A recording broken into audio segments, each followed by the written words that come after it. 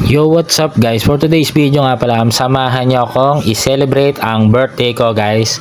So ito nga pala, may konting handaan tayo dito, may konting salo-salo tayo kasama yung mga tropa dito guys. So shot lang tayo ng konti guys. Alam nyo naman medyo tumatanda na tayo guys. Trentahin na tayo guys. So nag-ambagan nga lang pala kami guys. So hindi nga talaga ako nag-invite dito. Tapos konting message lang ng tropa. Kasi nga sabi ko, magluluto ako ng konting pulutan. Tapos ambagan na lang sa alak, ganon. Tapos ito yan, bumili lang tayo, ito may Alfonso, ganyan, luto lang ng sisig. Tapos yung iba na, ewan ko, nanganak na yung Alfonso rito. Alam ko pag matatanda na may hina na mag-inom, nakasyam na Alfonso pa sila dyan. Tapos nakadalawang case ng Red Horse yata, tsaka ng Pilsen, basta ganon. So ito, nagluto tayo ng pasta, lasagna, tapos mayroon tayong penne pesto, yan, na pasta, tapos chicken wings. Ganun lang naman guys, wala naman tayong masyadong handa. Sponsor nga lang pala yan ng mga kapatid ko, tapos yung mga alak sa mga tropa.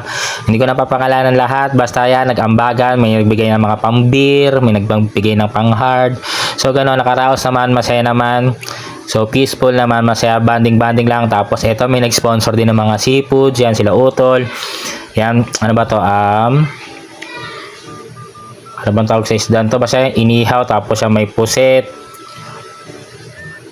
Tapos ganun lang, tapos nagluto ng inihaw din na pampuno. Pag tumatanda ka na, napapaano ka na ng pulutan ng mga seafoods, no?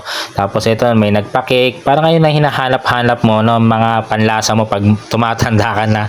Trendahin ka na. Tapos ito, tamang kwento na, bida-bida na naman. Magkikwento with action na naman yan, syempre. Kwento-kwento. Oh, tumatayo-tayo pa yan, di ba?